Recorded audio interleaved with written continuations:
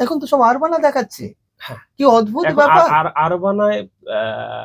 আমি জানি না আর বানাবে কিনা, আর বানা কি যোগ্যতা লাগে, আমি নিশ্চিতভাবে যোগ্যতা তো আছেই, নইলে আর ওনাকে দেওয়া হলো কেন?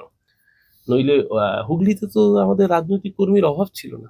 ধর্নাতে দলের এমএলএরা সবাই সিজে উঠতে পারে, পাশে সিরিয়ালে 3 দিনে মুখ দেখা একটা সেলিব্রিটি, মানে সেলিব্রিটি তারা নিজেদের কয় নাকি। আরে আমার দলের এমএলএ এর কাছে, ইনফ্যাক্ট ইনক্লুডিং রাষ্ট্রমন্ত্রীদের কাছে মমতা ব্যানার্জি, মন্ত্রীদের সকলের কাছে মমতা ব্যানার্জি প্রাইভেট নাম্বার হয়তো ছিল না, এমএলএদের কাছে তো ছিলই না, ছেড়ে দিন। আর মমতাদির পরে অভিষেক ব্যানার্জির নেতৃত্ব দলের আর কেউ মেনে নেবেন বলে আমার অন্তত মনে হচ্ছে না। এই যে আপনাদের এই পার্টি অফিস, এই যে আমি নাম করেই বলতে পারি অনন্যা ব্যানার্জির কথা, তার যে পার্টি পার্টি অফিসে থাকবে অফিসে কেন, সেটা তো একদম সঠিক প্রশ্ন, ভ্যালিড প্রশ্ন। সরকারি ত্রাণ পার্টি অফিসে, দলীয় অফিসে থাকবে কেন? কাশীপুর বেলগাছিয়ার বিধায়ক, এটা বলতে পারেন তিনি নবনির্বাচিত বিধায়ক, 1400 ভোটে জিতেছেন, জিতে বলছেন আমি মুসলমানদের কোনো সার্টিফিকেট দেবো না। আমি এই সরকারকে ধন্যবাদও জানাই কয়েকটা বিষয়। এই সরকার যথেষ্ট ভালো কাজ করেছে কয়েকটা বিষয়, যেমন চিংড়িহাটা মেট্রোর কাজটা সরকার খুব প্রম্পট অ্যাকশন নিয়েছে। অন্নপূর্ণা ভান্ডারে এখন অনেক মানুষ পাননি, কিন্তু 1 কোটির কাছাকাছি মানুষ পেয়েছেন 3000 টাকা করে, আমরা আশা করবো আরো বেশি মানুষ পাবেন। ভালো কাজ হচ্ছে। এই যে ইউসিসি, এটার কি আপনারা বিরোধিতা করবেন? মানে আপনি ব্যক্তিগতভাবে বিরোধিতা করবেন? এটা তো সত্যি কথা বলতে আমাদের দেশে এত আইন থাকবে কেন? নমস্কার, আমি নিতপল আর আপনারা দেখছেন পডকাস্ট মুখোমুখি। বেঙ্গল স্কুপের স্টুডিও থেকে একেবারে সরাসরি আজ যে মানুষটাকে নিয়ে আপনাদের সামনে হাজির হয়েছি, সুবক্তা তো বটেই এবং খুব চর্চিত একটা মানুষ, যার বাগ্মিতা, মানে যার বক্তব্য শোনার জন্য অনেক মানুষ অধীর আগ্রহে বসে থাকে। আজকে কেমন জানি একটু নিশ্চুপ হয়ে গেছেন, জানি না কি, সেগুলো তো জানবোই। তার আগে আমরা আলাপ করিয়ে দিই অরূপ চক্রবর্তীর সাথে।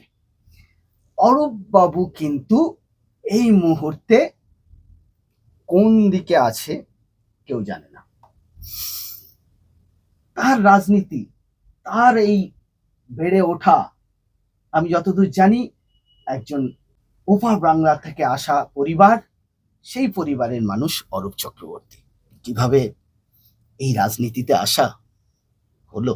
প্রথমত দুটো জিনিসে আমি কিছুটা দ্বিমত পোষণ করেই বলি। এক হচ্ছে নিশ্চুপ, না নিশ্চুপ নই, নিশ্চুপ হলে তো আমি এই মুখোমুখির বেঙ্গল স্কুপের পডকাস্টই থাকতাম না, যদি নিশ্চুপ হতাম। আর দ্বিতীয়ত হচ্ছে কোন দিকে আছেন। আমার বড় হয়ে ওঠা কৈশোর যৌবন একটা বড় সময় যে মানুষটা প্রভাবিত করেছেন তার নাম কবির সুমন। কবিদের একটা গানের লাইন আছে, কার সাথে আছি বড় কথা নয়, কার বিরুদ্ধে আছি। বিজেপির বিরুদ্ধে আছি, ফ্যাসিজম স্বৈরাচারের বিরুদ্ধে আছি, সংবিধানের পক্ষে আছি। বাকি প্রশ্ন এবার আপনি করুন। অবশ্যই আপনি ফ্যাসিজমের সাথে আছেন না সুডো সেকুলারিজমের সাথে আছেন সেটা তো আমরা জানবো, কিন্তু আপনার এই রাজনীতিতে আসা কিভাবে হলো? আপনি বামপন্থায় বিশ্বাসী নন কেন? বামপন্থা বিশ্বাসী বা বামপন্থা মানে যদি ওই ডিক্টেটরশিপ অফ দ্য প্রোলেতারিয়েট বোঝায়, সর্বহারার একনায়কতন্ত্র বোঝায়, গরিবের এম্পাওয়ারমেন্ট বোঝায়, তো গত 15 বছরের সরকারের অনেক ভুল হয়েছে নিশ্চিতভাবে, কিন্তু গত 15 বছর যে সরকারটা কাজ করেছে তাতে তো গরিব মানুষ বিশেষ করে মহিলাদের এম্পাওয়ারমেন্টের অনেক কাজ করেছে। তাহলে সেই অর্থে দেখতে গেলে মমতা ব্যানার্জিও বামপন্থী। আমি যখন ছাত্রাবস্থায় রাজনীতির প্রতি আকৃষ্ট হই, সেই সময় তৃণমূল তৈরি হয়নি। সিপিএম এর অত্যাচার, পাড়ায় পাড়ায় দাদাগিরি, মানুষ ক্ষুব্ধ বীতশ্রদ্ধ ছিল। যদিও আমার বাড়ির ঘরানা বামপন্থী ঘরানা, কিন্তু সেই সময় থেকে দেখেছি সিপিএম এর পাড়ায় পাড়ায় অত্যাচার, কলেজে দাদাগিরি, বাড়িতে ঢুকে থ্রেটনিং, শুধু তাই না, সামাজিক বিষয় পর্যন্ত সিপিএম ঢুকে পড়তো, মানে কার্যত রান্নাঘরে ঢুকে পড়তো, যার ফলশ্রুতি পরবর্তীকালে তাদেরকেও খেসারত দিতে হয়েছে আমাদের মতোই। সিপিএম আজও রাজ্যে ক্ষমতায় আসতে পারেনি, আমরাও চলে গিয়েছি ক্ষমতায়। সেই জায়গায় দাঁড়িয়ে সিপিএম বিরোধিতার জায়গায় একমাত্র ক্রেডিবল মুখ তখন ছিলেন মমতা বন্দ্যোপাধ্যায়। তো মমতাদি না থাকলে সিপিএম সরকারের পতন হতো না। এই বাস্তবকে ভাবের ঘরে চুরি করে লাভ নেই। তো স্বাভাবিক কারণেই তখন কলেজে যাচ্ছি 90-এর দশকের মাঝামাঝি, তখন ছাত্র রাজনীতির প্রতি আকৃষ্ট হওয়া। এবং আমি যে কলেজে পড়তাম সেই কলেজে ছাত্র পরিষদ একচ্ছত্রভাবে তারা কার্যত ইউনিয়ন দখল করেছে। যে কটি গুটি কয় কলেজে বিরোধী ছাত্র রাজনীতি তখন পতাকা উঠতো, আমার কলেজ চারুচন্দ্র কলেজ তার মধ্যে অন্যতম ছিল। সেই জায়গায় দাঁড়িয়ে সামগ্রিকভাবে এই পরিমণ্ডলের মধ্যে থেকে আমি নিজে ছাত্র রাজনীতিতে অংশগ্রহণ করি। খুব কম সময় ছাত্র পরিষদ করেছি, কারণ ততদিনে তৃণমূল কংগ্রেসের ফরমেশনের কাজ শুরু হবে আর কি। 98 এর আগে। হ্যাঁ, 96 থেকে 98 এই 2 হুম, বছর ছাত্র পরিষদ, তার পরবর্তীকালে 98 থেকেই তৃণমূল ছাত্র পরিষদের মধ্য দিয়ে রাজনীতিতে প্রবেশ, তৃণমূলের রাজনীতিতে, তার আগে নিশ্চিতভাবে জাতীয়তাবাদী রাজনীতিতে প্রবেশ। এবং চিরকাল আমার মনে হয়েছে যে তখনকার সরকারকে সরাতে তৎকালীন প্রদেশ নেতৃত্ব ততটাও উদগ্রীব বা ততটাও সেই আন্তরিকতা নিয়ে আন্দোলনে অনিচ্ছুক, যেটাতে সেই সরকারের পতন ঘটতে পারে। সেই দিশাটা সত্যিই তখন মমতাদি দেখিয়েছিলেন। তার জন্য অনিবার্যভাবে এবং স্বাভাবিকভাবেই সেই সময়কার যুব সমাজ মমতাদির প্রতি অ্যাট্রাক্টেড ছিল। সেই সুবাদেই রাজনীতিতে আসা। বললেন চারুচন্দ্র কলেজের কথা। চারুচন্দ্রের একটা বড় ইতিহাস আছে। আপনারা যখন সেই সময় ছাত্র রাজনীতি করছেন, স্টুডেন্ট পলিটিক্সে, তখন তো এসএফআই এর একেবারে বিশাল দাপাদাপি, কিভাবে সামলাতেন?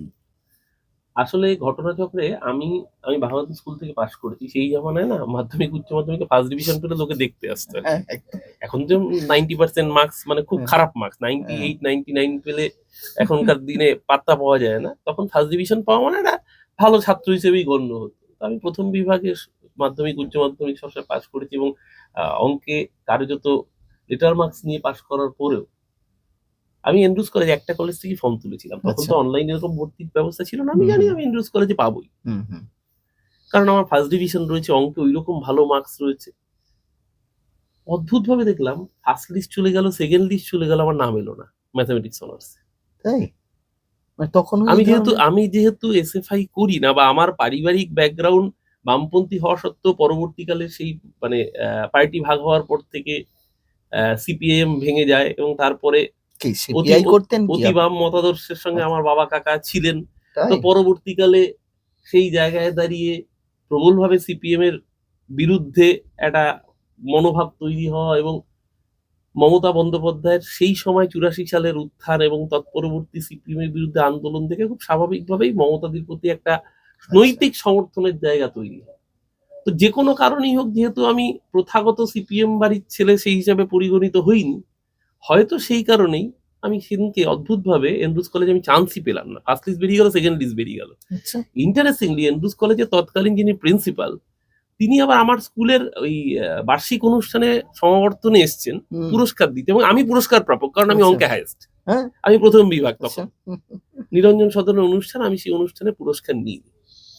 আমাকে স্যাররা বললো, কেন তুই ইয়ে যাবি না? আমি বললাম, না স্যার, আমি তো ওই কলেজে পড়ার যোগ্যতা অর্জন করিনি, তাই আমি ওখান থেকে পুরস্কারটা নেব না।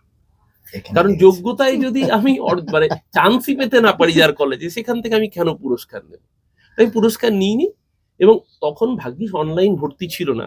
হুম। পরে আমি জানতে পারলাম যে ওই পাস কোর্সে ফর্ম দেওয়া হচ্ছে এখনো 2-3টে কলেজে, তার মধ্যে চারুচন্দ্র কলেজ রয়েছে। আচ্ছা।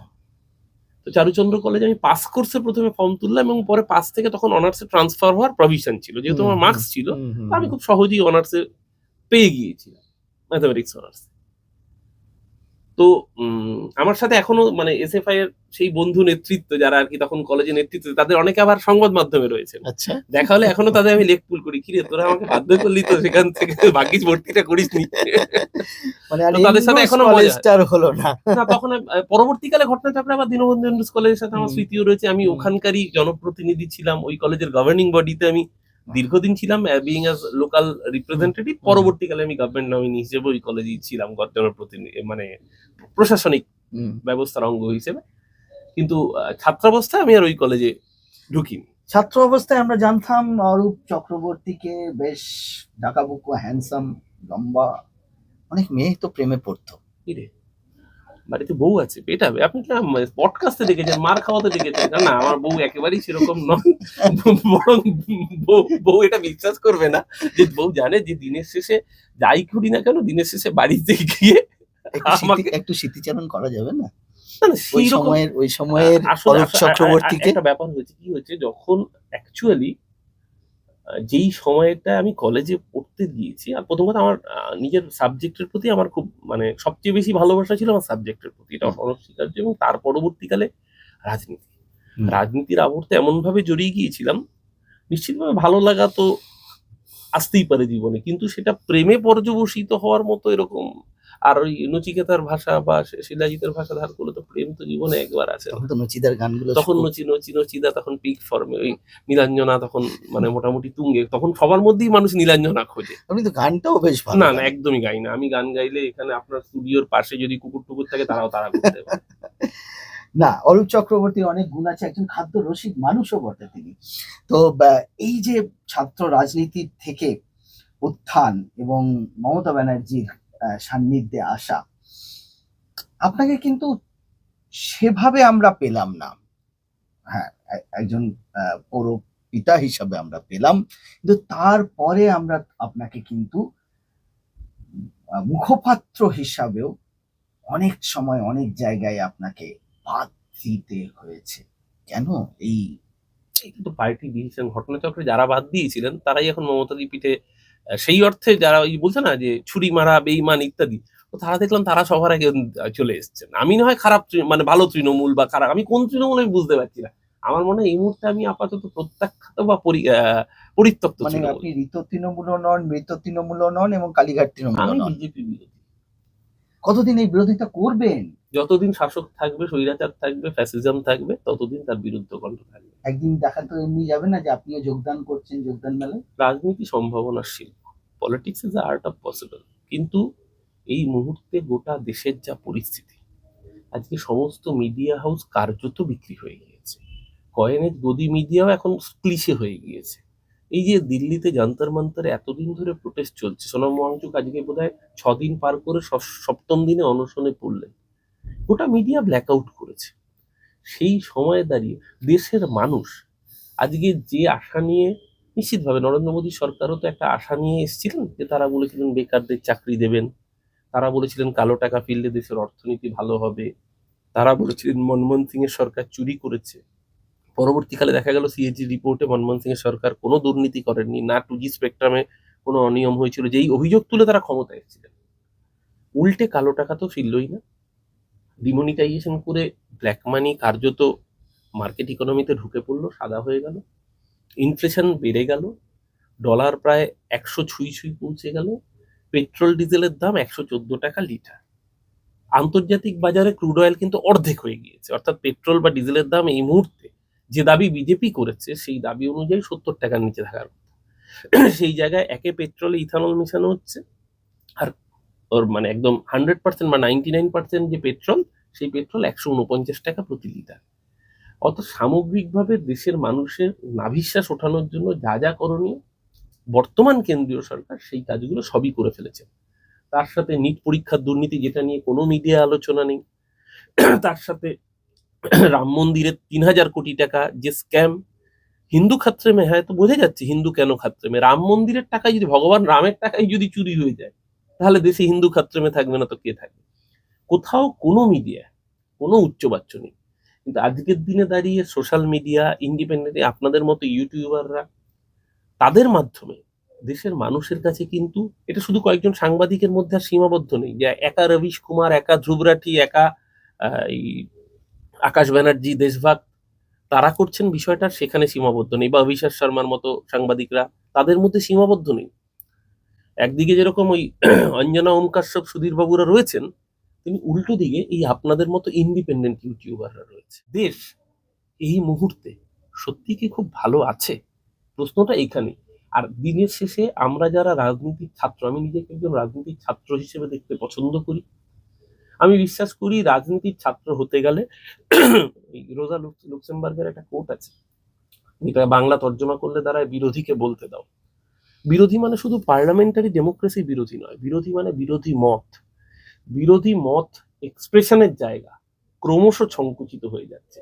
সেই জায়গায় দাঁড়িয়ে যে কোনো সুস্থ বুদ্ধির রাজনীতির মানুষের এই মুহূর্তে যে দেশব্যাপী চূড়ান্ত আগ্রাসন, তার বিরুদ্ধে থাকা উচিত। নিশ্চিতভাবে কেন্দ্রের সরকার যদি সমস্যাগুলোকে অ্যাড্রেস করেন, দেখুন কোনো রাজনীতিতে কোনো দলই অচ্ছুত নয় যতক্ষণ না পর্যন্ত দেশের নির্বাচন কমিশন দ্বারা তারা স্বীকৃত। কিন্তু তারা যদি এই স্টেপগুলো নেন, যে নিট পরীক্ষা নিয়ে এত এই অভিযোগ উঠেছে এবং অভিযোগগুলো সত্য, ধর্মেন্দ্র প্রধানের বিরুদ্ধে কোনো ব্যবস্থা গৃহীত হচ্ছে না। যদি তারা স্টেপ নেন, মানুষের মনে ভরসা জাগবে। যদি বেকারত্ব দূরীকরণের জন্য সরকার সত্যিকারের পদক্ষেপ নেয়, রাষ্ট্রায়ত্ত সংস্থাগুলোকে সব বেসরকারি হাতে তুলে না দেয়, যদি সরকার তার নীতি রূপায়ণ করে, নিশ্চিতভাবে সরকারের প্রতি আবার জনসমর্থন থাকবে। কিন্তু বর্তমান সরকার, কেন্দ্রীয় সরকার এখনো পর্যন্ত এই ধরনের কোনো দিশা যুব সমাজকে, দেশের মানুষকে দেখাতে পেরেছেন বলে অন্তত আমার চোখের সামনে খুব একটা উদাহরণ চোখের সামনে দেখতে পাচ্ছি না। উল্টো দিকের উদাহরণগুলো অনেক ভারী পড়ে যাচ্ছে। গোটা দেশ দক্ষিণ পন্থায় একেবারে ভরে গেছে। এই ককরোচ পার্টি এই রকম একটা রেজিমেন্টেড পার্টির সাথে লড়াই করতে পারবে? কি মনে হয় যন্তর মন্ত্রে যতই বসে থাকুক?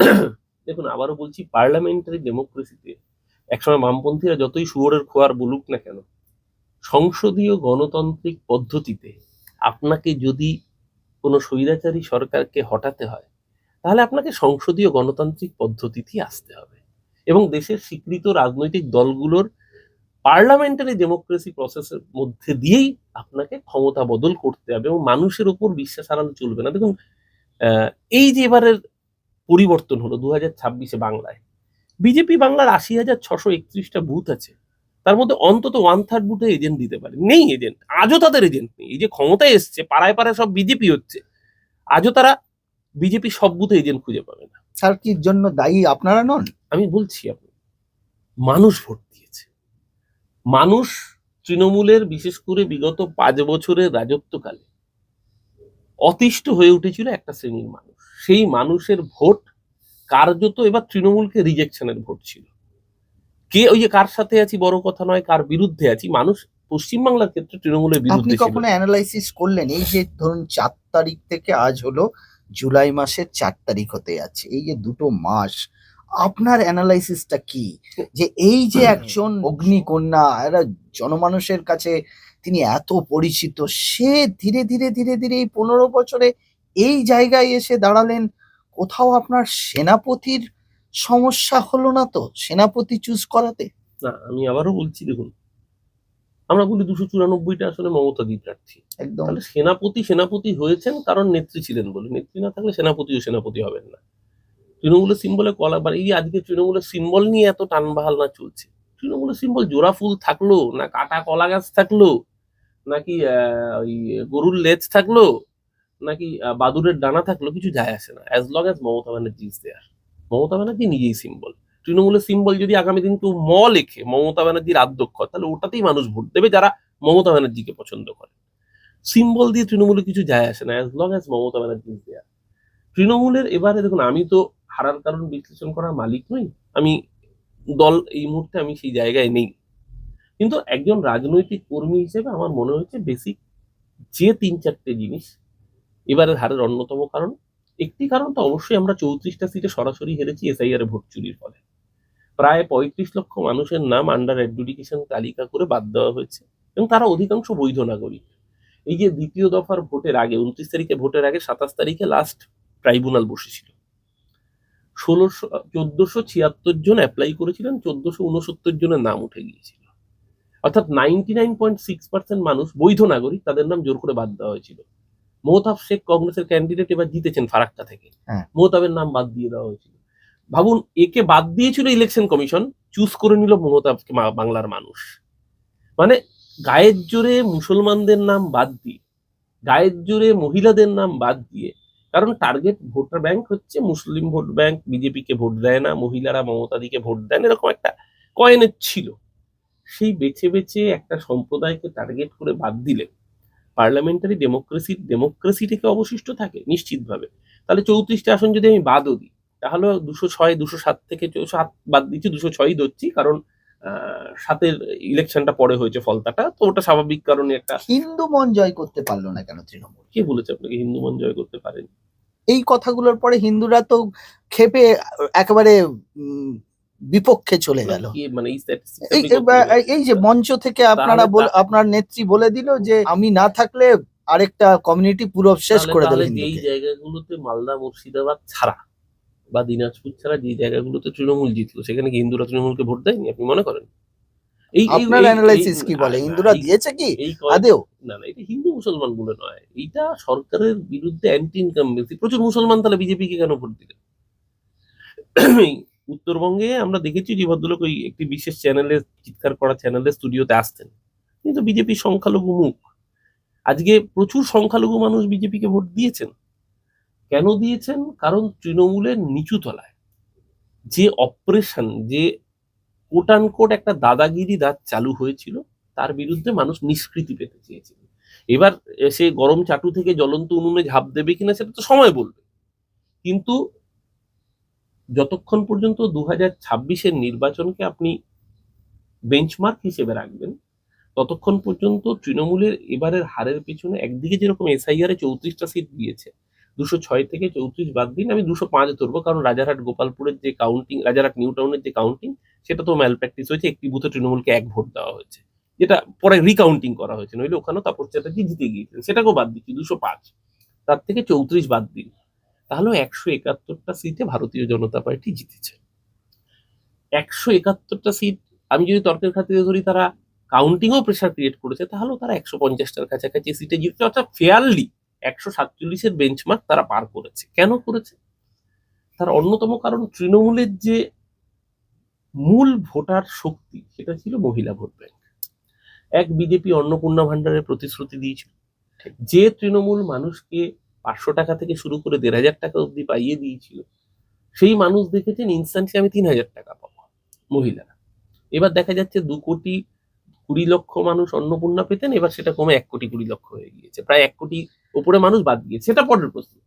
তো মানুষ অনেক কন্ট্রোভার্সি হচ্ছে। মহিলা ভোটার তারা একটা চাঙ্ক, যেটা তৃণমূলের পক্ষে একচেটিয়া ছিল, সেটা গেছে। তার সাথে সাথে আরজি করের মতো ঘটনা, যেটার প্রেক্ষিতে একটা সামাজিক আন্দোলন হয়েছিল, সেই ঘটনায় নিশ্চিতভাবে তৃণমূলের একটা ড্যামেজ হয়েছে, বিশেষ করে সন্দীপ ঘোষের মতো ব্যক্তিকে ওই তড়িঘড়ি প্রমোশনাল পোস্টিং দেওয়া। সাধারণ মানুষ খুব ভালো চোখে এটা বোধহয় সম্ভবত দেখেননি, কারণ নির্বাচনের ফল অন্তত তাই বলছে। তার সাথে এই ধরুন চিংড়িহাটা ফ্লাইওভারের ওখানে মেট্রো রেলের যে কাজটা, যারা কলকাতা শহরে যাতায়াত করে তারা প্রতিদিন বিষয়টা নিয়ে তিতিবিরক্ত ছিল, এবং মিডিয়া এটাকে এমন ভাবে প্রচার করেছে, স্বাভাবিক 2 বছর ধরে সরকার সুপ্রিম কোর্টে গেছে ওই 366 মিটার আটকাতে, কোনো কারণ নেই। আমরা হয়তো মুখপাত্র হিসেবে টিভিতে অনেক কথা বলেছি, কিন্তু আমরা নিজেদের যুক্তি নিজেদের কাছেও বিশ্বাসযোগ্য হয়নি। আজকে এই সরকার আসার পরে কার্যত কাজটা কিন্তু খুব দ্রুততার সাথে এগোচ্ছে, মূল আর্কিটেকচারাল কাজটা কিন্তু 7-10 দিনে করে ফেলা গেছে, এবার পেরিফেরাল কাজ চলছে। তবে আপনারা যেভাবে ব্যাটিং করেছিলেন সেই সময়, আপনাদের এই মুখপাত্ররা, তাদেরকে স্যালুট করতে হবে। এই জায়গায় আমার একটা জিজ্ঞাসা আছে, তৃণমূলে মুখপাত্র হওয়ার জন্য কি ক্রাইটেরিয়া লাগে? এটা বিষয় না, এটা হচ্ছে যে কোনো দলের মুখপাত্রেরই কাজ, এটা যে সিপিএম করে, যে বিজেপি করে, যে কংগ্রেস করে। আপনারা যেভাবে ব্যাটিং করেছেন এই দীর্ঘ 2021-এ, নিন্দুকরা তো বলে 2021-এই আপনারা চলে গেছিলেন, কিন্তু আপনারা ওইখানে যেভাবে ইয়ে করে জেতা হয়েছে, এই যেটা আপনি এখন বিজেপির ক্ষেত্রে করছেন অভিযোগ, সেম অভিযোগ বিরোধীদেরও ছিল। আপনাদের এই মুখপাত্ররা অনেকেই সাসপেন্ড হয়েছে, কিন্তু আপনি দেখলাম সাসপেন্ড কিন্তু আপনাকে করলো না, আপনি স্বেচ্ছায় এই মুখপাত্রর পদটা ত্যাগ করলেন। এই সিদ্ধারা সোজাটা, এটা কতটা নিজেকে মনে হচ্ছে যে হ্যাঁ আমি সঠিক সময় আমি যেদিন পদত্যাগ করেছি তার আগের দিনও আমাকে চ্যানেলে যেতে বলা হয়েছিল, তার আগের দিনও বলা হয়েছিল। হ্যাঁ, আপনি তো জাননি। হ্যাঁ, আপনি আপনার এই জায়গাটাই দেখলাম অনেকে যাদেরকে সাসপেন্ড করা হলো, এই কলকাতার যারা মুখপাত্ররা ছিল মূলত, কিন্তু আপনাকে কিন্তু সেই সাহসটা পেল না পার্টি। সাহসের বিষয় না, ব্যাপারটা দেখুন, একটা জিনিস বুঝতে হবে, আমি তো দল করেছি, এই দলটার সাথে আমি 28 বছর সম্পৃক্ত, দলটার জন্ম থেকে আমি রয়েছি, আর মমতাদির প্রতি আমার দুর্বলতা আছে এবং সারা জীবন থাকবে, কারণ মমতাদি না থাকলে আমি হয়তো কেরিয়ার ছেড়ে সর্বক্ষণের রাজনীতিতে আসতাম না, প্যাশন হিসাবে ওই পার্ট টাইমে পলিটিক্স করতাম। মমতাদির প্রতি আবেগ ছিল, আছে, সারা জীবন থাকবে। পলিটিক্স না করলে কি করতেন? পলিটিক্স না করলে তো কর্পোরেটে ছিলাম, অত বড় কেরিয়ার ছেড়ে এসেছি। আপনি বোধহয় রিসার্চটা করেননি, আপনি জানেন না। আমার ব্যাকগ্রাউন্ড সম্পর্কে। আমি ম্যাথামেটিক্স নিয়ে পড়াশোনা করেছি, তারপর কম্পিউটার অ্যাপ্লিকেশন নিয়ে মাস্টার্স করেছি, তারপর ভারতবর্ষের সবচেয়ে বড় কর্পোরেট বহুজাতিকে আমি দশকের বেশি সময় চাকরি করেছি। আমি ইস্টার্ন জোনের ওয়ান অফ দ্য লিড ছিলাম, সেখান থেকে ছেড়ে এসেছি। ছেড়ে দিলেন মমতা আজকে ব্যানার্জিকে কোথায়, দেখে? 11 বছর আগে। কারণ জনপ্রতিনিধি হলে তো আর কর্পোরেটে চাকরি করা যায় না। অবশ্যই না। সে সময় ডিমান্ড করে তোর। এটা তো ওই 80 যাই মাইনে পায়ের মতো চাকরি নয় এগুলো। তাহলে এই যে অভিনেতা অভিনেত্রীদের, ফুল টাইম অভিনেতা অভিনেত্রীদের কেন আপনারা নিলেন? তারাও তো পারবে না, তারা তো দুদিকে সামলাতে গিয়ে সব শেষ করে দিল আপনাদের। এইখানেই তো মমতা বন্দ্যোপাধ্যায়কে খারাপ লাগা বলতে পারেন। এই যে ধর্ণা গেল, ধর্ণাতে দলের এমএলএরা সবাই সিরিয়ে উঠতে পারে। পাশে সিরিয়ালে 3 দিনে মুখ দেখা একটা সেলিব্রিটি, মানে সেলিব্রিটি তারা নিজেদের কয় নাকি। আরে আমার দলের এমএলএ এর কাছে, ইনফ্যাক্ট ইনক্লুডিং রাষ্ট্রমন্ত্রীদের কাছে মমতা, মানে মন্ত্রীদের সকলের কাছে মমতা ব্যানার্জি প্রাইভেট নাম্বার হয়তো ছিল না, এমএলএদের কাছে তো ছিলই না, ছেড়ে দিন। অথচ সিরিয়ালে 3 দিন মুখ দেখানো একটা কুচো সেলিব্রিটি, তার কাছে মমতা ব্যানার্জি প্রাইভেট নাম্বার আছে। মঞ্চে মমতা ব্যানার্জিকে ঘিরে আলো করে বসে রয়েছে, তারা সেলফি তুলছে। তারা সকাল থেকে রাত, সকালবেলা তারা আবার যাবে না, তো সকালবেলা তারা দুপুরের পরে লাঞ্চ পাঞ্চ করে বা সকালের শুটের এপিসোডটা শেষ করে তারা ভিআইপি ট্রিটমেন্ট। এই ভিভিআইপি কালচার করতে গেছে। দেখুন, যখন দল বিপদে পড়লো সখাত শরীরে, আমি তো দেখলাম ওই সুভদ্রা দেবী ছাড়া, ওই একজন অভিনেতা ছাড়া বাকি কেউ আর মমতা বন্দ্যোপাধ্যায়ের পাশে নেই। এখন তো সব আরবানা দেখাচ্ছে। হ্যাঁ, কি অদ্ভুত ব্যাপার। আর বানায়, আমি জানি না আর বানাবে কিনা, আর বানা কি যোগ্যতা লাগে। আমি নিশ্চিতভাবে যোগ্যতা তো আছি, নইলে আর ওনাকে দেওয়া হলো কেন? নইলে হুগলিতে তো আমাদের রাজনৈতিক কর্মীর অভাব ছিল না, বরঞ্চ ওই যে নির্বাচনী প্রচারে টক দই, ধোয়া, কুইন্টাল কুইন্টাল জল, এর ব্যাকলাসও তৃণমূলকে সামলাতে হয়েছে। যদি ধনেখালি অসীমা পাত্ররা ওই মানে ওই ইলেকশনে ওরকম প্রাণপাত লিড না দিতে পারতেন, তাহলে তো হুগলি লোকসভায় যেতে যেত না। আজকে উনি যখন বলছে, আজকে এই ধরুন ছেড়ে দিন, এই হুগলি লোকসভার মধ্যে অসিত মজুমদার চুচুড়া বিধানসভার মানে বিধায়ক ছিলেন। অসিত মজুমদারের সাথে রচনা ব্যানার্জি কি আচরণ করেছেন দিনের পর দিন? মমতা ব্যানার্জি ইন্টেলিজেন্স কাকে দিয়েছেন? রচনা ব্যানার্জিকে। কেন? সেলিব্রিটি মুখ, দিদি নাম্বার 1-এ মুখ দেখা যায় তাকে। সেলিব্রিটি বলে সে সাংসদ হবে, সে দলের বর্ষিয়ান পুরনো বিধায়ক তাকে কোণঠাসা করবে, এবং তার টিকিটটাও দেওয়া হয়নি। এইবারও অসিত মজুমদারকে টিকিট দেওয়া হয়নি, খুবই রেগে গেছিলেন। এবং অসিত মজুমদারকে টিকিট না দেওয়ার পরও অসিত মজুমদার কিন্তু আজও ময়দানে। আজকে তাকে হুগলির জেলা সভাপতি করেছেন মমতা ব্যানার্জি। কেন আজকে করেছেন? কেন বিধানসভা ভোটে টিকিটটা দেননি আপনার ট্রাস্টওয়ার্দি সোলজারকে? আজকে বৈষ্ণব চ্যাটার্জি মমতা ব্যানার্জির পাশে, আজকেও মমতা ব্যানার্জির এই দুর্দিনে বৈষ্ণব চ্যাটার্জি মমতা ব্যানার্জির পাশে। দক্ষিণ কলকাতার সভাপতি আজকে করেছেন বৈষ্ণব চ্যাটার্জিকে। কেন বৈষ্ণব চ্যাটার্জি টিকিট পাবে না?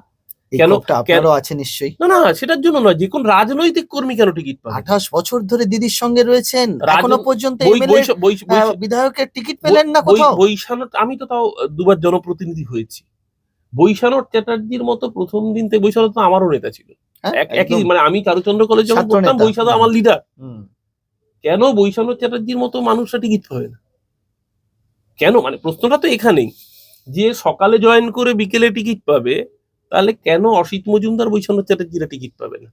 মমতা ব্যানার্জির পাশে আজও যদি মমতা ব্যানার্জি জিততেন, পাশে দেখবেন ওই সেলিব্রিটি বৃত্তই পরিবেষ্টিত হয়ে থাকতেন, সাধারণ কর্মীরা পৌঁছতে পারতেন না। তৃণমূল কংগ্রেস তো তৃণমূল স্তরের কংগ্রেস, আজকে তৃণমূলের সেই কর্মীরাই মমতা ব্যানার্জির পাশে আছেন। আজকে কোনো সেলিব্রিটি নেই। আজকে মমতা ব্যানার্জি কালী পুজো হলে কোনো পুলিশ কমিশনার খিচুড়ি বিতরণ করতে যাবে না, খিচুড়িটাও বিতরণ করবে তৃণমূলের কর্মীরাই, যারা দুর্দিনে মমতা ব্যানার্জিকে ছেড়ে যায়নি। আপনাদের মতো কর্মীদের ক্ষোভ স্বাভাবিক। মুখপাত্ররা আজকে মুখ খুলছেন, কিন্তু যদি একটু তার আগে যদি মুখ খুলতেন, একদম পারিবারিক। মুখ খোলেনি কে বললো আপনাকে?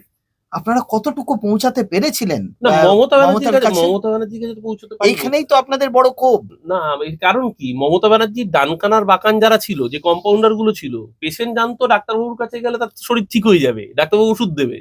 কিন্তু ডাক্তারবাবুর চেম্বারের বাইরে কম্পাউন্ডার রাজত্ব চলেছে, আর যে কম্পাউন্ডার গুলো ডাক্তারবাবুর কাছে পেশেন্টকে পৌঁছতে দেয়নি, পেশেন্টের নাম তৃণমূল কংগ্রেস, ডাক্তারবাবু মমতা ব্যানার্জি। আর ওই কম্পাউন্ডার গুলো এখন ডানকান বাকান ছিল। মমতা ব্যানার্জি সিঙ্গেল ছবি তুলতে পারা যেত না, সাংবাদিকরা ছবি তুলতে গেলে ডান দিক থেকে একটা ঢুকে যেত, বা দিক থেকে আরেকটা ঢুকে যেত। সে দুটোই, তিনটেই, চারটেই সব এখন ভালো তৃণমূল। একটা নাম বলুন, আমরা শুনি। দেখুন, আপনি সাংবাদিক, মমতা ব্যানার্জি সিঙ্গেল ছবি তুলতে পারবেন না, হয় ডান দিক থেকে একটা ঢুকবে, বা দিক থেকে একটা ঢুকবে, পেছন থেকে একটা আসবে, তারা কোথায়? সব হেভি ওয়েট রাজ্যের, যারা ছাড়া মমতা ব্যানার্জিকে দেখা যেত না। সমস্ত অনুষ্ঠানে মমতা ব্যানার্জির মানে ওই বলয় 2 লেয়ার 3 লেয়ার 4 লেয়ার বলয় করে রাখতেন যারা, মমতা ব্যানার্জির কাছে সাধারণ কর্মীরা পৌঁছতে পেরেছে নাকি? তাদের অভিযোগ, তাদের সমস্যার কথা জানাতে পেরেছে নাকি? এবং তাদের মাধ্যমেই মমতা ব্যানার্জি ডিসিশন নিতেন, তারা কানে যেটা দিত সেটাই মমতা ব্যানার্জি শুনতেন। যার এর জন্যই কি সেকেন্ড কমান্ড তৈরি করা হয়েছিল শোনার জন্য? তিনিও কি শুনলেন না? না, আমি আবারও বলছি, মমতা ব্যানার্জি, অভিষেক ব্যানার্জি হয়তো কর্পোরেট অ্যাপ্রোচ নিয়ে কারোর কোনো প্রশ্ন থাকতে পারে। অভিষেক ব্যানার্জি চেষ্টা করেছেন, চেষ্টাটা ফেল করেছে। কিন্তু আজকে অভিষেক ব্যানার্জি চেষ্টা ফেল করার সাথে সাথেই তার নামে গালিগালাজ করব, অথচ ঠিক 2 মাস আগে তারাই অভিষেক ব্যানার্জিকে কেউ লিডার বলছে, কেউ বস বলছে, কেউ দাদা বলছে। আর যেদিনকে 4 তারিখে রেজাল্ট বেরিয়ে যাচ্ছে, তারপরের দিনই তাকে বাছাই করা 4 অক্ষর 6 অক্ষর বলছে। এটাও কি প্রপার রাজনীতি না সুবিধাবাদ? অভিষেক ব্যানার্জি দোষ থাকতে পারে, দোষ তো নিশ্চয়ই আছে। একজন রাজনেতার কখনো এই ধরনের ভাষা ব্যবহার করা সমীচীন নয় যে শ্মশানে নতুন বৈদ্যুতিক চুল্লি হচ্ছে বিরোধীদের জন্য। এটা কোনো রাজনেতা বা রাষ্ট্রনেতার ভাষ্য হতে পারে না। সমালোচনা নিশ্চয়ই করা যায়। একই সেগমেন্ট তো দিলীপ ঘোষও দিয়েছে। দিলীপ ঘোষ বলেনি যে এই কদিন আগে লাশ না বিয়ে দেবো, এই কদিন ইকো পার্কে হাঁটতে হাঁটতেই বলেছে না ঠ্যাং ভেঙে দেবো। তো অমিত শাহ তো বলেছে উল্টা লটকা কে সেটা ঝুলায়। তো উনি সমালোচিত হয়েছেন। সেটাই তো বলছি, তার জন্য অভিষেক ব্যানার্জিকে সমালোচিত হতে হবে। কিন্তু সমালোচিত হওয়া মানে অভিষেক ব্যানার্জি যখন একজন কর্মীর বাড়িতে যাবেন, তাকে লক্ষ্য করে ডিম মারা হবে বা পাথর মারা হবে, যে পাথরটা আপনারা সকলে দেখেছেন, ওটা যদি হেলমেটটা না থাকতো, অভিষেক ব্যানার্জি আজকে পার্মানেন্টলি পঙ্গু হয়ে যেতেন বা অন্ধ হয়ে যেতেন। এইটাও রাজনীতি হতে পারে না। আমি অভিষেকের রাজনীতি সমালোচনা করব যদি সে অন্যায় করে থাকে। আইন আছে দেশে, আদালত আছে, সেখানে তার বিচার হবে। ভাই, তোমার হাতে তো সিবিআই, ইডি সবাই রয়েছে, এজেন্সি সব রয়েছে, সিআইডিও তোমার হাতে। এখন তা আইনের হাতে দাও না, মবের হাতে কেন দেওয়া হচ্ছে? এই যে ডেমোক্রেসি, মানুষ যে ডেমোক্রেসি পাচ্ছে, এই ডেমোক্রেসিটা কিন্তু ব্যাকফায়ার করবে। ক্ষমতা চিরকাল কারুর হাতে থাকেনি। হিটলার সারা জীবন থাকেননি, মুসোলিনি থাকেনি, চেসেস্কু থাকেনি, পলপট থাকেনি, কেউ থাকেনি, সিপিএমও থাকেনি, মমতা ব্যানার্জিও থাকেনি। যারা আজকে রয়েছেন তারাও তো চিরকাল থাকবেন না। কিন্তু এই ট্রেন্ডটা যারা সেট করছেন, এটা খুব ভয়ঙ্কর অ্যালার্মিং ট্রেন্ড সেট করে যাচ্ছে। না, ডিম থেরাপি এবং ডিম থেরাপি বলে শুধু তাই না, সুস্থ সমাজে এটা হতেই পারে না। বাংলাদেশের যে তৌহিদি জনতা, যেটা আমরা বলি, বাংলাদেশের যে জামাত আওয়ামী লীগের সাথে যেই এক্সারসাইজ করেছে, গতকালকে দেখলাম সিঙ্গুরে এক ছাত্র নেতাকে বেধড়ক মারা হচ্ছে। মানে এইটা গণতান্ত্রিক প্র্যাকটিস হতে পারে না। আপনার অভিযোগ থাকলে, সে অন্যায় করে থাকলে পুলিশে তুলে দিন। কিন্তু বিরোধীরা বলছে এটা তো শুধু ডিম, আর আমাদের যে শয়ে শয়ে আমাদের কর্মীদের ঝুলিয়ে দেওয়া হলো, মেরে দেওয়া হলো, খুন করে দেওয়া হলো, সেটার জন্য তো আইন আদালত রয়েছে। সেটাই তো ওরা যাচ্ছে এখন আইন আদালতে যাওয়ার আগে পাড়ায় পাড়ায় রাস্তায়, ঘরের মধ্যে, বাড়িতে ঢুকে পেটানো হচ্ছে। উজ্জ্বল বিশ্বাস, বসন্ত কুমার বিশ্বাসের ভাইপো, স্বাধীনতা সংগ্রামী উজ্জ্বল বিশ্বাসের অপরাধ কি? ত্রাণের ট্রিপল ছিল তার বাড়িতে। আরে বিধায়কের কোনো কার্যালয় হয় না। আমরা যেরকম পুর প্রতিনিধি, আমাদের যেরকম কর্পোরেশনের অফিস থাকে, বিধায়কের কোনো আপনার অফিস থেকে কিছু পাওয়া যায় না। আমার অফিস থেকে পাওয়া যাবে কোত্থেকে? হ্যাঁ, মানে আপনি যদি নিজেকে এই জায়গায় রাখতে পারেন, শিরদাঁড়া সোজা করে, সেরকম ভাবে আপনাদের কর্মীরা কেন পারলো না, জনপ্রতিনিধিরা কেন পারলো না, তাদেরকে এরকম ভাবে কেন সামনে আসতে হচ্ছে? জেনারেলি কি হয়, জেনারেলি কম্বল দেওয়া হয় শীতকালে, ত্রিপল দেওয়া হয় বর্ষাকালে, এবং এই ঈদের জামা কাপড় কিছু এসেছিল। যখন এসছে ঈদের ঠিক আগেই জামা কাপড়টা আসে, এবং ঈদের পরে ইলেকশন ডিক্লেয়ার হয়ে যায়। আপনি জানেন, ইলেকশন ডিক্লেয়ার হলে মডেল কোড অফ কন্ডাক্ট চালু হয়ে যায়। স্বাভাবিকভাবে সেই জামা কাপড় ডিসবার্সমেন্ট করা যায় না। তাহলে পাট খেতে এই যে এত বিপুল পরিমাণ টাকা, সেটাও কি বলছেন? আমি একবারও সে কথা বলছি না। যে অন্যায় করেছে সে জেলে থাক না। আজকে দেবরাজ চক্রবর্তী জেলের বাইরে থাকবে কেন? যে ঘটনাক্রম সামনে এসে সে জেলের বাইরে থাকবে কেন? কেউ তো সমর্থন করছে না। কিন্তু তাই বলে রাজ্যের একজন নির্বাচিত, যিনি দীর্ঘদিনের বিধায়ক, রাজ্যের মন্ত্রী ছিলেন, জনপ্রতিনিধি ছিলেন, সে তার বাড়ির মধ্যে কি সে রাখবে কোথায় ট্রিপল? তাকে তো কোনো না কোনো গোডাউন ভাড়া করে রাখতে পারে। উজ্জ্বল বাবুর বিষয়টা, আমি উজ্জ্বল বাবু বলে না, একাধিক ইনসিডেন্ট বলছি, একাধিক ইনসিডেন্ট। আজকেও শিবপুরের প্রাক্তন বিধায়ক মনোজ তিওয়ারি, তো তারও একটা গোডাউনের মধ্যে ট্রিপল ছিল। এবং বিডিওকে, ডিএমকে চিঠি লিখে জানানোর পরেই যে যাদবপুর পাশে বিধানসভা, এই যে আপনাদের এই পার্টি অফিসে, এই যে আমি নাম করে বলতে পারি অনন্যা ব্যানার্জির কথা, তার যে পার্টি থাকবে কেন? সেটা তো একদম সঠিক প্রশ্ন, ভ্যালিড প্রশ্ন। সরকারি ত্রাণ পার্টি অফিসে, দলীয় অফিসে থাকবে কেন? একদম ভ্যালিড প্রশ্ন। সরকারি ত্রাণ সরকারি অফিসে থাকতে পারে, এক্স্যাক্টলি। সরকারি জিনিস সরকারি অফিসে থাকতে পারে, বিধায়কের ক্ষেত্রে সরকারি জিনিস বলার জায়গা আছে, কারণ বিধায়কের ক্ষেত্রে বিধায়কের নিজস্ব কোনো অফিস থাকে না, মানে সরকারি অফিস থাকে না। পুরো প্রতিনিধিদের যেরকম কর্পোরেশনের অফিস থাকে, পুরো প্রতিনিধিরা বসেন সেখানে রাখতে পারে, কিন্তু বিধায়কের ক্ষেত্রে বিধায়ককে কোনো গোডাউন ভাড়া রেখেই সেগুলো রাখতে হয়। কিন্তু একজন জনপ্রতিনিধি তার পার্টি অফিসে কেন ত্রাণ থাকবে, নিশ্চিতভাবেই প্রশ্ন করার অবকাশ রয়েছে, নিশ্চিতভাবে রয়েছে, সেটা অন্যায় ম্যাসাজ পার্লার পাওয়া যাচ্ছে। বহু ক্ষেত্রে। আবার সত্যি সত্যি দলীয় কার্যালয়ের মধ্যে এগুলো রাখা ছিল, এটা অস্বীকার করে লাভ নেই, ভাবের ঘরে চুরি করে লাভ নেই, ভুল হয়েছে সেই ভুলগুলোকে অ্যাকনোলেজ করতে হবে। যদি আজকেও অ্যাকনোলেজ না করি, উট পাখির মতো বালিতে মুখ গুজে থাকা হবে। আপনি বুকে হাত দিয়ে বলতে পারবেন যে এই যে ইনফ্লেশনটা হয়েছে একেবারে সিপিএম এর আমল থেকে আপনাদের এই 15 বছর নিয়ে, বলতে পারবেন সত্যি সত্যি যে এটা হয়নি? ইনফিল্ট্রেশন যদি হয়েও থাকে, সবচেয়ে বেশি ইনফিল্ট্রেশন কাদের হয়েছে? এই যে গুলিয়ে দেওয়া রাজনীতিটা। বাংলাদেশে হিন্দু পপুলেশন আজকে কত বলুন আপনি? কোথাও নেমে এসছে তো, কোথায় আর নেই তো কত কিছু। পার্সেন্ট বলুন? আর হ্যাঁ, আপনি যদি বলেন যে ওই বাংলা থেকে হিন্দুরাই চলে এসছে, কারা এখানে। এসছে? এই ইনফিল্ট্রেশনটা হয়েছে বলা হচ্ছে, এই যে ন্যারেটিভ তৈরি করা হচ্ছে মুসলমান এসে দখল করে নিচ্ছে, আসলে তো উল্টো। বাংলাদেশে হিন্দু পপুলেশন 1971 যখন মুক্তিযুদ্ধ হয়েছিল 23% ছিল, আজকে বাংলাদেশে হিন্দু পপুলেশন 7.8%, অ্যাজ পার দেয়ার লেটেস্ট সেন্সাস। বাংলাদেশ সেন্সাস করেছে, আমরা করিনি কিন্তু। কেন করিনি? ধরা পড়ে যাবো বলে। বাংলাদেশে 15% হিন্দু কমে গেল, এই পপুলেশন ভাগাভাগিটা এটা তো সেই সময়ই হয়ে গেলে ভালো হতো।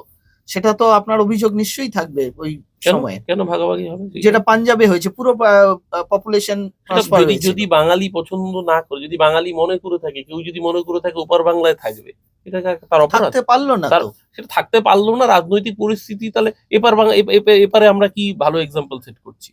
এপারে মুসলমানদের ধরে ধরে বাড়িতে ঢুকে পেটানো হচ্ছে না? এপারে এখনো পর্যন্ত সেরকম ভাবে কোনো কি অভিযোগ বলছেন পাওয়া আপনি? যায় রাজারহাটে কি দেখলেন? নিউ টাউনে কি দেখলেন? এই পাড়ায় না। হিন্দু। তারা অন্যায় করেছে কিছু কারণে, সেই জন্য কিছু অ্যাকশন হতে পারে, কিন্তু এরকম কখনো আমরা কিন্তু আমাদের এই বাংলায় হতে দেখি। অন্ধ হলে বাংলায় কেন? ভারতবর্ষটা কি বাংলার মানে বাংলা দিয়ে শুধু ভারতবর্ষ নাকি? গোটা ভারতবর্ষে আমরা দেখিনি দাদরিতে কি হয়েছে? ভারতবর্ষে আমরা দেখিনি এহসান জাফরি কোথাকার সাংসদ ছিলেন? আমাদের হিন্দুরা কিন্তু আপনি কখনো বলতে পারবেন না হিন্দুরা এত হিংস্র হয়ে অন্য কোনো ধর্ম অ্যাটাক করে। এহসান জাফরি একজন সাংসদ ছিলেন, দেশের সাংসদ, পার্লামেন্টারিয়ান। তাকে বাড়ির মধ্যে পিটিয়ে পুড়িয়ে খুন করে দেওয়া হলো। আমরা তো খুব মানে সহিষ্ণু, সবাই সহিষ্ণু, আমরা হিন্দুরা নিশ্চিতভাবে আমরা সহিষ্ণু। কিন্তু আমরা আমাদের মধ্যেকার কিছু ব্যক্তিও যে কিছু করেনি, এটাই আপনি কি করে বলছেন? আজকে মোহাম্মদ আকলাককে কারা বাড়িতে ঢুকে পিটিয়ে খুন করলো? পরিযায়ী শ্রমিক সাবির মালিক, তাকে হরিয়ানায় কারা পিটিয়ে খুন করলো? আজকে দেখুন, এটা ঘটনা এই বাংলায় এতদিন এই কালচারটা ছিল না। এই বাংলাতেও আমরা দেখলাম যে কদিন আগে এই নিউ টাউনের বুকে এই ভোটের রেজাল্ট বেরোনোর পর বাড়িতে ঢুকে থ্রেট করা হচ্ছে, এবং পরবর্তীকালে যখন এটা নিয়ে প্রবল বিতর্ক হয়, সেই নেতা আবার এসে ক্ষমা চেয়েছে, কারণ বিতর্ক হয়েছে। এটাই বাংলা। আমি এই সরকারকে ধন্যবাদও জানাই কয়েকটা বিষয়। এই সরকার যথেষ্ট ভালো কাজ করেছে কয়েকটা বিষয়, যেমন চিংড়িহাটা মেট্রোর কাজটা সরকার খুব প্রম্পট অ্যাকশন নিয়েছে। অন্নপূর্ণা ভান্ডার এখন অনেক মানুষ পাননি, কিন্তু 1 কোটির কাছাকাছি মানুষ পেয়েছেন 3000 টাকা করে। আমরা আশা করবো আরো বেশি মানুষ পাবেন। ভালো কাজ হচ্ছে সরকারের, যেটা ভালো সেটা ভালো বলবো। আবার একইভাবে আপনি যখন পাকসাকা স্টেশন থেকে হকার উচ্ছেদ করবেন, আপনি যখন আমাদের গড়িয়াহাটের বা এই সুকান্ত সেতুর হকারদের নোটিশ দেবেন, তাহলে একইভাবে বড় বাজারের হকারদের কি আইন সকলের জন্য সমান হবে? সেটা তো আমরা দেখবো। আমরা এই সরকারকেও আমরা এখনো বুঝে উঠতে পারিনি। তবে শ্রমিক ভট্টাচার্য সম্পর্কে আপনার কি মূল্যায়ন? সে কি সত্যি বুদ্ধ? শ্রমিকদা এরকম ভাবে শ্রমিকদাকে অপমান করবেন না। শ্রমিকদা বুদ্ধ মানে? বুদ্ধবাবু আজীবন কমিউনিস্ট ভাবধারায় বিশ্বাসী। মানে আমি যতটুকু জানি বুদ্ধবাবু আর শ্রমিকদা পড়তে ভালোবাসেন। বুদ্ধবাবু মায়াকোভস্কি অনুবাদ করেছেন। শ্রমিকদা, এটা ঘটনা দেখুন, জোকসাপার্ট, বিজেপির মধ্যে যাদের বক্তৃতা শুনতে ভালো লাগে, শ্রমিকদা পড়াশুনো করান একজন, এবং শ্রমিকদা নিজে মনে প্রাণে বাঙালিয়ানাটা ধারণ করার চেষ্টা করেন। এবং শ্রমিক ভট্টাচার্য এর আগে আমি দেখেছি একটা স্টেটমেন্ট, যেটা আমার ভালো লেগেছে ব্যক্তিগতভাবে, যখন এই মাছ খাওয়া নিয়ে বিতর্ক হচ্ছে, বন্দে ভারত এক্সপ্রেসে মাছ বন্ধ করে দিয়েছিল। এবং এটাও মানতে হবে, এই যে আধিপত্যবাদ, এইভাবেই থাবা চাপিয়ে দিচ্ছেন যে নিরামিষই খেতে হবে। কিন্তু এই তো মা ক্যান্টিন আপনাদের, এইবার তো মাছ খাওয়ানো হচ্ছে। ভালো তো, মা ক্যান্টিনে যদি এখনো পর্যন্ত চালু হয়নি বলেছেন ওনারা। না, একদিন তো দেখলাম সব নেতারা খাচ্ছিল মাছ। আমি দেখিনি, সেটা ব্যক্তিগত উদ্যোগে চালু হতে পারে। মা ক্যান্টিনে কে কি খেলো সেটার থেকে বড় কথা, একটা মানুষের অভ্যাস শুরু হয় শৈশব থেকে, স্কুল থেকে। অবশ্যই স্কুল থেকেই যদি তার খাদ্যাভ্যাস বদলে দেওয়া হয়, তো আসলে ওই বিজেপি না শুধু একটা রাষ্ট্র বা রাজ্যের ক্ষমতা চায় না। বিজেপি এমন একটা দল, আরএসএস এমন একটা দর্শন, যারা ক্ষমতার বাইরে আরো বাড়তি কিছু চায়। সেটা আপনার মস্তিষ্কের প্রশ্নহীন আনুগত্য।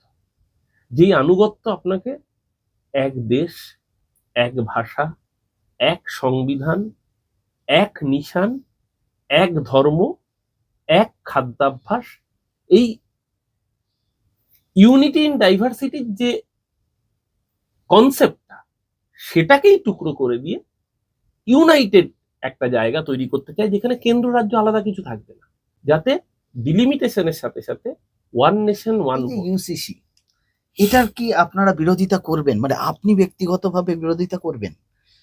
এটা তো সত্যি কথা বলতে আমাদের দেশে এত আইন থাকবে কেন? ভারতবর্ষ যখন তৈরি হয়, জম্মু কাশ্মীর তাদেরকে স্পেশাল স্ট্যাটাস দেওয়া হবে, এই কন্ডিশনে মহারাজা হরি সিং রাজি হয়েছিল। হায়দ্রাবাদ তখনও নিজামের মধ্যে ছিল, হায়দ্রাবাদ তখনও ভারতে ভুক্ত হয়নি। এমনকি কুচবিহারের মতো জায়গাও পরবর্তীকালে ভারতবর্ষ অন্তর্ভুক্ত হয়েছিল। সিকিম ভারতবর্ষের মধ্যে ছিল না। এরকম বহু জায়গা রয়েছে, তাদের নিজস্ব ক্যারেক্টারিস্টিক্স রয়েছে। তারা যখন ভারত ভুক্তিতে ফাইনালি রাজি হয়েছিল, তাদের কিছু প্রি কন্ডিশনস ছিল যে এইগুলো যেন মেনটেন করা হয়। ইউসিসি তার যেরকম কিছু ভালো দিক নিশ্চিতভাবে রয়েছে, তেমনি এই স্ট্যাটাসগুলো যারা এনজয় করার কথা, সেই জায়গায় দাঁড়িয়ে আপনি পলিটিক্যাল বেনিফিটের জন্য, পলিটিক্যাল গেইনের জন্য আপনি কাজটা করবেন, নাকি না আপনার সরকারের কমিটমেন্টটা কিন্তু সরকার দেয়, কোনো দল দেয়। এবং ইউসিসি কিছু ক্ষেত্রে তো অবশ্যই প্রয়োজন, যে একটা দেশে 2 রকম 3 রকম 4 রকম আইন থাকবে কেন, এটা যেরকম একটা যুক্তি, তেমনি তার সামগ্রিক ইম্প্যাক্ট, তার বহুমাত্রিক যে অভিঘাত, সেইগুলো পূর্ণাঙ্গভাবে যাচাই না করে এইভাবে ইমপ্লিমেন্ট করাটাও হঠকারী যেন না হয়ে যায়। যে সিদ্ধান্ত গৃহীত হবে সেটা যেন 140 কোটি ভারতবর্ষের মানুষের স্বার্থে গৃহীত হয়। এটা যেন এরকম না হয় যে নির্দিষ্ট একটা জনগোষ্ঠীর স্বার্থ ক্ষুণ্ণ করার জন্য এই জোর করে চাপিয়ে দেওয়া না হয়। এই 3টে রাজ্যতে অলরেডি হয়ে গেছে, সেখান থেকে কি আপনারা কোনো বার্তা পাচ্ছেন যে আমি আবারও বলছি, দেখুন সরকার, আমি সেই সরকারের মতের বিরোধী বলেই তার সব মতকে আমি বিরোধিতা করব, সেটাও ঠিক নয়। আবার এই সরকারকেও দেখতে হবে, এই সরকার কিন্তু দেশের 140 কোটি মানুষের সরকার। ঠিক। মানে এটা তারা মুখে বলছেন আমি হিন্দুদের জন্য কাজ, মানে সবচেয়ে বড় কথা ধরুন এই কাশীপুর বেলগাছিয়ার বিধায়ক, এটা বলতে পারেন তিনি নবনির্বাচিত বিধায়ক, 1400 ভোটে জিতেছেন, জিতে বলছেন আমি মুসলমানদের কোনো সার্টিফিকেট দেবো না। ওপেন বলেছেন, অন ক্যামেরা বলেছেন, মিডিয়া কোনো খবর হচ্ছে না সেভাবে। এটা কোনো নির্বাচিত জনপ্রতিনিধি বলতে পারে? যে আমাকে ভোট দেয়নি আমি তারও জনপ্রতিনিধি। অবশ্যই, একদম। মানে আমি যতদিন ওয়ার্ড অফিসে বসেছি, আমার কাছে সিপিএম এর একজন নেতা বা কর্মী এলে আমার কাছে সেও ইকুয়ালি গুরুত্বপূর্ণ যতটা একজন তৃণমূল কংগ্রেসের নেতা বা কর্মীর বাড়ি বা সাধারণ মানুষের যে যতটা গুরুত্বপূর্ণ। কিন্তু আপনাদের জনপ্রতিনিধিরা সেই আমরা ওরা করেই ছেড়েছে। আমি আজও বলছি, মানে বিরোধীদের কিন্তু সেই স্পেস দেওয়া হয়নি। এটা আমি আপনাকে, যে কোনো জনপ্রতিনিধি এটা চেষ্টা করা উচিত, সে যখন চেয়ারে বসে পড়েছে সে সবার। আগামী দিন তাহলে কি এই ডানপন্থা আর বামপন্থারই যুদ্ধ দেখব? সেখানে কি কোথাও আপনাদের মতো তৃণমূল স্তরের কংগ্রেসদেরকে দেখতে পাবো না? বিজেপির বিরুদ্ধে সারা দেশে আজকে একটা জিনিস কংগ্রেসের জন্য বলবো ভালো হয়েছে, বরং এই ছোট দলগুলো তুলনামূলকভাবে যারা আঞ্চলিক দল, তাদেরকে বিজেপি আস্তে আস্তে শেষ করে দিয়েছে। মহারাষ্ট্রে শিবসেনাকে টুকরো করে দিয়েছে, তারা তো নিজেরাই শেষ হয়ে গেছে তাদের ঔদ্ধত্যের জন্য। না না না না, মহারাষ্ট্রেও শিবসেনার সঙ্গে অধিকাংশ বিধায়ক ছিল, তাদেরকে অপারেশন লোটাস করে রাতের অন্ধকারে গুজরাটে তুলে নিয়ে যাওয়া হয়, সেখান থেকে বন্যায় আসাম ভাসছিল, আসামের রিসর্টে রেখে সবাই দেখেছে। কিন্তু এটা তো অক্ষমতা সেই পার্টি যে তার বিধায়কদেরকে ধরে রাখতে পারছে না, যেরকম আপনাদের এখন এই অবস্থা। অক্ষমতা, অবশ্যই আমরা তো বলবো মানে আপনি বলছেন যে আজকেই পেপারে দেখছিলাম যে ওই ভোটের আগে প্রলোভন দেওয়া অন্যায়, খুব খারাপ। ভোটের আগে প্রলোভন দেবে কেন, মানুষকে টাকা দেবে কেন? ভোটের পরে জেতা বিধায়কদের প্রলোভন দেখিয়ে কিনে নেওয়াটা খুব ন্যায় হয়ে যাচ্ছে, তখন চাণক্য নীতি হয়ে যাচ্ছে, এটা চাণক্যের নীতি। আপনি বলুন তো, এত বলছেন, আপনি কেজরিওয়ালকে অ্যারেস্ট করা হলো দিল্লি লিকার কেসে, রাউজ অ্যাভিনিউ কোর্ট ফাইনালি কি ভার্ডিক্ট দিল?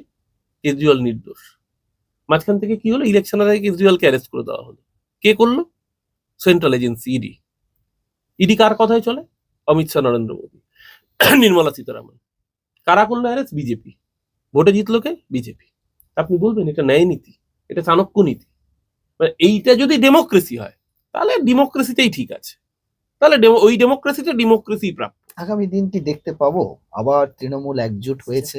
মমতাদি তার একটা ক্যারিশমা আছে, এটা অস্বীকার করে ভাবের ঘরে চুরি করে লাভ নেই। তো মমতাদির সবচেয়ে বড় প্রতিবন্ধকতা মমতাদির বয়স। মমতাদি শি ইজ নাও 73। তারপরে এটা তো ঘটনা, এই পরাজয় মমতাদিকে অনেকটা বিধ্বস্ত করে দিয়েছে। সেই জায়গায় দাঁড়িয়ে, আর মমতাদির পরে অভিষেক ব্যানার্জির নেতৃত্ব দলের আর কেউ মেনে নেবেন বলে আমার অন্তত মনে হচ্ছে না। সেই জায়গায় দাঁড়িয়ে তৃণমূল কংগ্রেসের পক্ষে আবেগ থাকবে, মমতাদির প্রতি সেন্টিমেন্ট মানুষের, কর্মীদের থাকবে। সেই জায়গায় দাঁড়িয়ে কোনো শূন্যস্থান শূন্য থাকবে না। এই মুহূর্তে হয়তো নয়, কিন্তু অদূর ভবিষ্যতে এ রাজ্যে আমার ব্যক্তিগত ধারণা কংগ্রেসের জন্য ভালো ওপেনিং আসতে চলেছে। কারণ যারা তৃণমূল করবে মন থেকে, যারা বিজেপিতে যাবে না, সেই সেকশন সিপিএম যাবে না। কারণ এই ভোটাররা, বামফ্রন্টের যে ভোটার বেস, তারা কিন্তু অনেকটাই বিজেপিতে শিফট করে গেছে তৃণমূলকে হারানোর জন্য। বলছেন নাহলে সিপিএম 5% নামলো কি করে?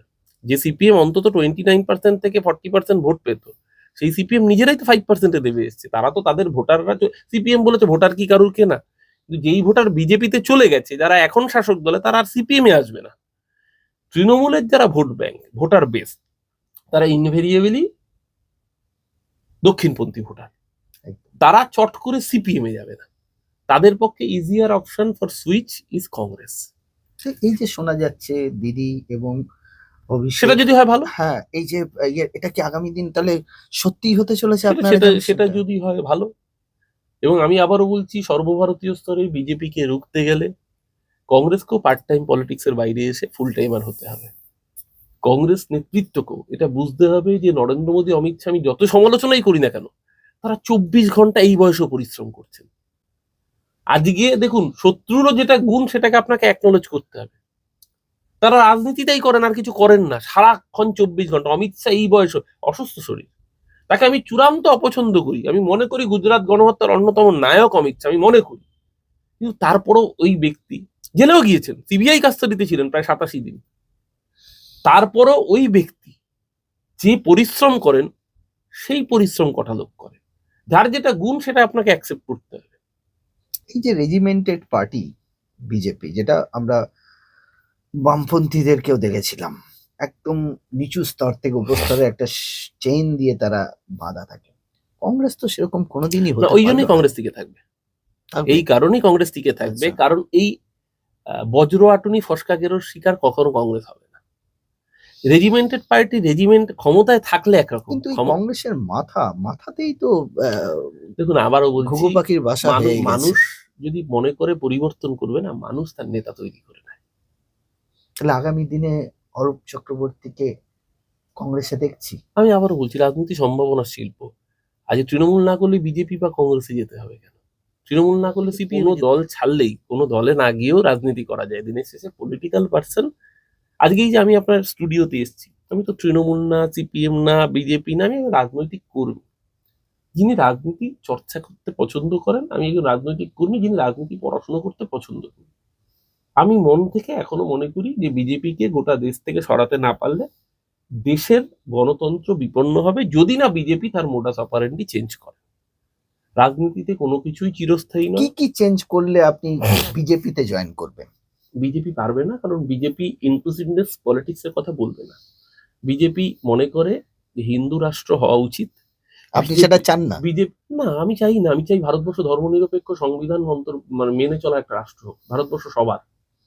অহরহ তব আহ্বান প্রচারিত, শুনিতব উদারবাণী, হিন্দু, বৌদ্ধ, শিখ, জৈন, পারসিক, মুসলমান, খ্রিস্টান। এটা আমার লেখা নয়, তো রবীন্দ্রনাথের লেখা। সব সুফল তো মুসলমান, হিন্দু, জৈন, খ্রিস্টান সবাই তো উপভোগ করছে। কি করে? আপনি আমাকে বোঝান কোন জায়গাটায় বাধা সৃষ্টি হচ্ছে? আপনি এই যে ওয়াকফ অ্যাক্টের বেসিক আঘাতটা কোথায় পড়ছে, কেন পড়ছে?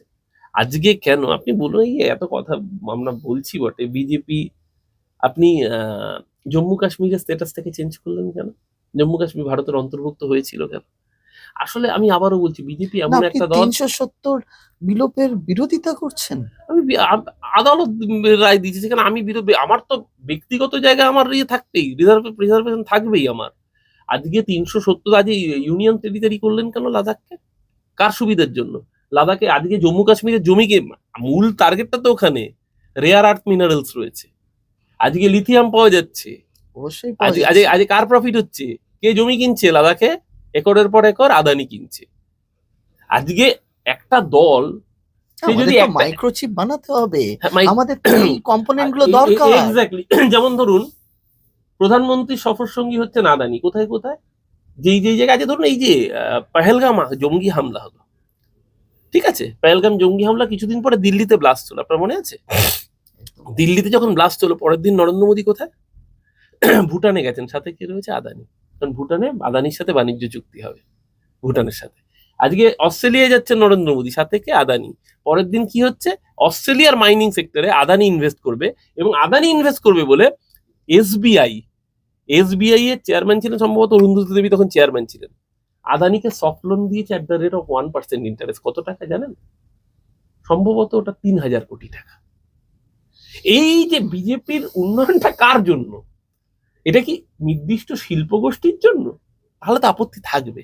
উন্নয়নটা যদি দেশের মানুষের স্বার্থে হয়, কিন্তু সাদা চোখে তো দেখতে পাচ্ছি না। সাদা চোখে যেটাই দেখতে চাইছি, সেটার পেছনে দেখছি আদানি বা এই জাতীয় কোনো শিল্প গোষ্ঠী চলে আসে। একটু যদি আমরা ফিরে যাই জওহরলাল নেহরুর সময়, জওহরলাল নেহরু তো এই লাদাখের এই জমিগুলো সব চীনের হাতে হাতছাড়া করে দিয়েছিল সে সময়, সেইখানে কি হবে বলে। কিন্তু ওখানেই তো এই রিয়ার আর্থ মিনারেল গুলো পাওয়া যাচ্ছে। লাদাখের জমি চীনের হাতে হাতছাড়া করে দিয়েছিল জওহরলাল নেহরু, আর বীর বর্তমান সরকার তারা যখন ওই প্যাংগং লেকের সাইডে নতুন চায়না উপনিবেশ করছে, স্যাটেলাইট চিত্রে দেখা যাচ্ছে অরুণাচলকে দাবি করে, এবং অরুণাচলের মুখ্যমন্ত্রীকে ভিসা দিচ্ছে না চীন। ভাবুন, অরুণাচল বিজেপির এখন এনডিএর সরকারের আমল, অরুণাচলের মুখ্যমন্ত্রীকে ভিসা দেবে না চীন, মুখ্যমন্ত্রীকে ভিসা দেবে না কেন? কারণ অরুণাচলকে ভিসা দিলে চীনকে স্বীকার করে নিতে হবে যে অরুণাচল ভারতের অন্তর্ভুক্ত, অরুণাচল ভারতবর্ষের নয়, চীনের। তার বিরুদ্ধে একটাও বিদেশ মন্ত্রকের কোনো স্টেটমেন্ট নেই। আমরা তো 56 ইঞ্চি চেয়েছি, আমরা চাই আমাদের দেশ 56 ইঞ্চি থাকুক, তখন 16 ইঞ্চি হয়ে গেলে তো মুশকিল। শুধু নেহেরুর নামে বিল কাটলে হবে? আগামী দিন আপনার পথ কি হবে আপনি নিশ্চয়ই বেছে নেবেন।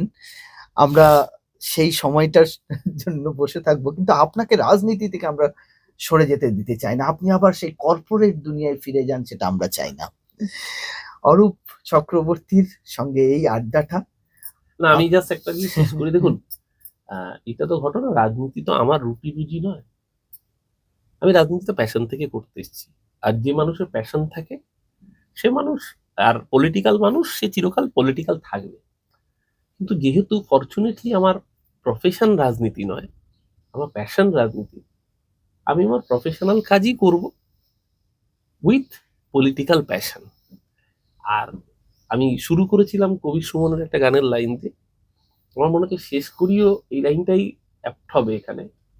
কবিরেরই গানের একটা লাইন ছিল, রাস্তার নাম বদলায় একদিন, ধারা বদলায় মাউসে তুঙের চিন। তো ধারা বদলাতে পারে, রাস্তার নাম বদলাতে পারে, রাস্তা তো রাস্তাই থাকে। রাজনীতি থাকবে, রাজনীতির পথ চলাও থাকবে। সেই পথ চলায় একটা চ্যানেল ছেড়ে আরেকটা চ্যানেলেই যেতে হবে, সেটা না হয়েও ইন্ডিপেন্ডেন্ট ইউটিউবারও হওয়া যায়। অবশ্যই, কিন্তু আমার কতগুলো বক্তব্য মানে প্রশ্ন ছিল ব্যক্তি অরূপ চক্রবর্তীর কাছে। অরূপ চক্রবর্তী কি খেতে ভালোবাসে? আমি সর্বভুক, মোটামুটি ওই জলে চলে জাহাজ ছাড়া আর আকাশে থাকে এরোপ্লেন ছাড়া বাকি সব খাই। এই সব বললে আবার এই বিতর্কিত আসবে যে তাহলে কি আপনি ধর্মতলায় অমুক খাবেন তমুক। না, আমি কারোর কোনো সেন্টিমেন্টে হার্ট করতে চাই না।